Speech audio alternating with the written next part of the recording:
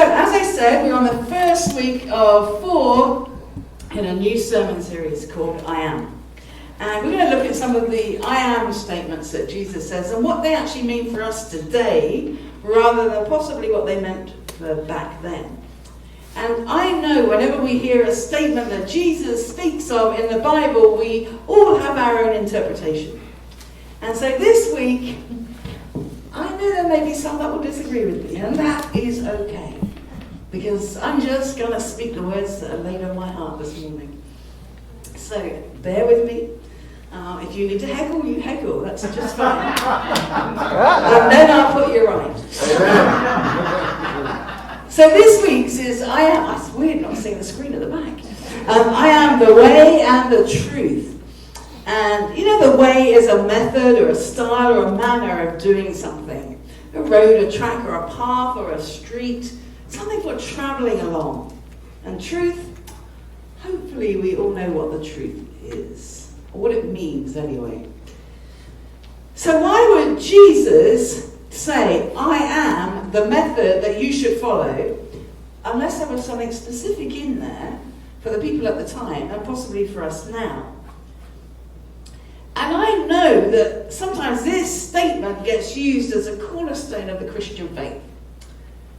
However, when it was said, there was no Christian faith. You look shocked, but there wasn't. When he said this, the Christian faith didn't exist. And I really, really want to be very clear about that. No Christianity. It was Judaism, paganism, Zoroastrianism. You get my drift? No Christianity. Jesus was a Jewish man, a rabbi. And so when he spoke these words, he spoke from the truth that he had, which was Judaism. I just wanted to put that out there, lay that foundation before I start. So this passage sits in John, and it's spoken at the Last Supper. And he'd just spoken about the many rooms in God's house and how there was room for everybody in there. And before that, he'd washed the feet of the disciples. And he'd also talked about the people that would betray him and deny him.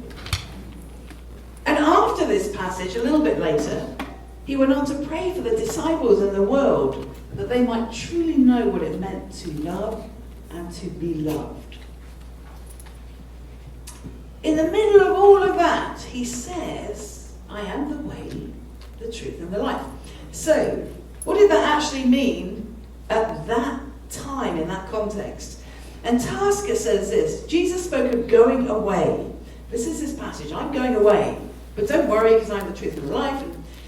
And Tasker reminds us that though a necessity of our human language compels Jesus to speak of going away and away to God, these terms actually don't have any spatial or material significance at the time. But in the middle of saying all this, Thomas, bless his heart, I love Thomas. He had no idea what was going on. He just knew Jesus said, I'm going and you're going to know the way. And he's like, no, I don't. Now, I know a few people in this congregation that if I said we're going this way, they say, no, I need some details. Because there are a few detail people around, and I've said this before, Thomas was a bit of a detail person. So he needed to know, and that's why he questioned everything. And good for him. Because we can follow things blindly, but if we don't ask questions that we need along the way, how do we grow? So Jesus spoke these words and he said, I am the way, the truth. He didn't say, I will teach you the way, or I will teach you the truth. He spent a lot of time teaching the disciples over and over and over again. But in this one, he didn't say, I'm going to teach you this. He said, I am the way and the truth and the life. Now, when I was reading about this, I was reminded of what I spoke about a few weeks ago. That we have to remember the context of what people have been through in their journey. Like we go through the Hebrew scriptures, and it was very much a God of all people, and there were no individual relationships.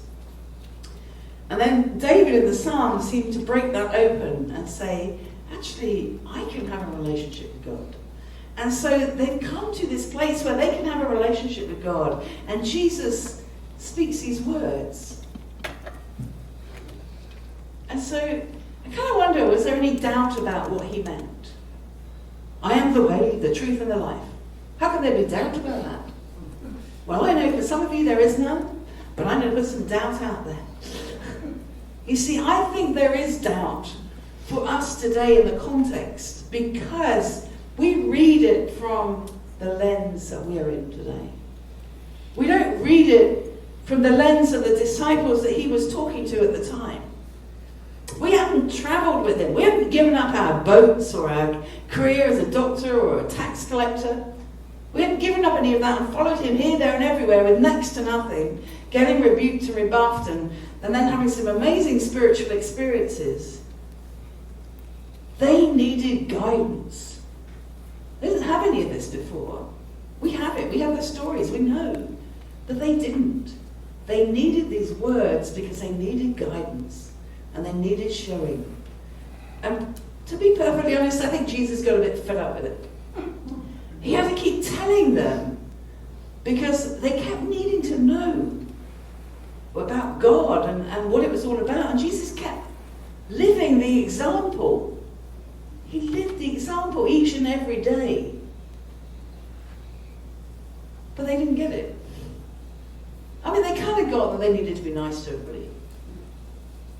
But they didn't get that they had to challenge behaviours that lost sight of God at its core. These men were journeying with Jesus, and he was going to be killed by the authorities for being so radical, which he knew. And that's why we have this big part of the passage of John. And here's the point. And I'm waiting for the tomatoes. At no point in this passage, none, nil, nada. And you can go back and read it as many times as you like and prove to me I'm wrong. But at no point, I have been wrong before, did he set himself aside to be worshipped. Not once. Nothing. He did not set himself aside to be worshipped. We like to think he did. We tell people we need to worship Jesus. But he didn't. When you truly read the words that were written about him and that apparently were said by him, he wasn't looking for people to elevate him, but rather to know God. Know God, not to elevate Jesus. For the disciples at this time, they needed to understand how to come from that background and really embrace that message of God. Jesus had them in the palm of his hand. And he knew what he had to do to get them to stop looking at how they usually functioned. And to say, this is how you go forward. Follow my way because I am the truth. I am the way. When you look at Jesus' life, everything he did led to God. He didn't say, I have the truth, because I can imagine that they would have said, oh, if you've got the truth, tell us. Because that's what they kept doing. Tell us, tell us, tell us. Instead of doing that, he lived it. He absolutely lived it each and every day. This text is often taken out of context and used as a battering tool to make people do better and to commit their lives to Christ. But actually, Jesus was making a promise to them and saying, if you know me, I promise you, if you know my ways, you will know God too. He was the example to them of how to live and how to be. Okay, go on. For those watching on video, there was a big rumble of thunder. My Catholic brain upbringing said God's not happy. How to be in good relationship with God. And he was telling them that if they truly knew Jesus and followed that way, others would see them be a vessel for God in their spiritual walk.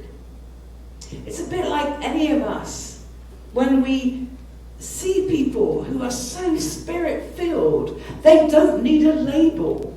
We just know that God is working through them. But we're human, we need examples. We can't seem to do this just on our own. And so that's why Jesus kept doing this for the disciples. He lived over and over and over again in ways that people could understand who God was. We had this God of the Old Testament that was wrathful, vengeful, but they forgot to add in the bit where God loved them. And I find this passage is like this legacy of a dying man. He's saying, you know, no matter what happens when I go, please carry on my legacy. I have to go. But I need my legacy carried on so that people will know who God truly is. We can label ourselves. We do quite often, you know. We're evangelical Christian, progressive Christian, Jewish, pagan, spiritual, not religious, religious, probably not spiritual. But it doesn't matter what any of those labels are, because it's not the label that says what we're doing. It's the way we live our life. And we can be the truth and the life. But not by calling ourselves a Christian. By living that life out. We know what it's like to watch people on television saying, I am a Christian, or I am Islamic, or whatever our faith is, and then they go and kill people. There was a wedding that got bombed, I think this morning, yesterday. And instead of clearing up after the wedding, they were clearing up blood and bits of bodies. Done in the name of a labelled religion. That labelled religion doesn't reflect who God is. It doesn't matter if our God is Allah, whether we call God God or Spirit or Holy One. What matters is how we live our life. And whether we live that truth. Jesus was a rabbi. He was a Jew. And he walked humbly, but he definitely acted justly. He saw needs in people and did what he could do to get them what they needed so that they could flourish. He walked around with nothing. And yet so often we as quote-unquote followers of Christ need so much. We want everything to go our way. We want the music we want. We want the sermon to say what we want it to say. We want our paths to go exactly how we want it to go. And yet that wasn't the message of this man who walked the earth. It wasn't the message he gave his disciples. He gave them a message of watch and see, and then you will truly know God. When you help others, you are blessed beyond measure. When you act for justice, you are blessed beyond measure. When you love mercy, you are blessed beyond measure. When you do all of that, you are the truth. So go from here today being the truth that Jesus taught us. Amen.